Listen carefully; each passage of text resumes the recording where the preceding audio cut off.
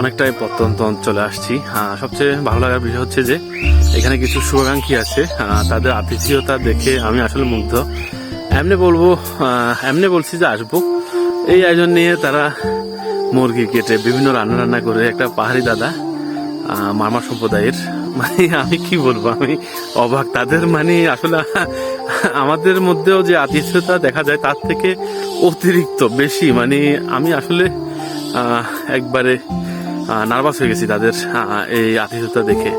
আসলে অসাধারণ। আসলে আমার মনে হয় পৃথিবীতে ভালোবাসা ছাড়া আসলে আর কিছুই নেই। ভালো লাগছে। আমরা বড়ই বাগান, পাশাপাশি এখানে মানুষের সাথে গল্প, তাদের ভালোবাসা অসাধারণ। সবকিছু মিলে অসাধারণ।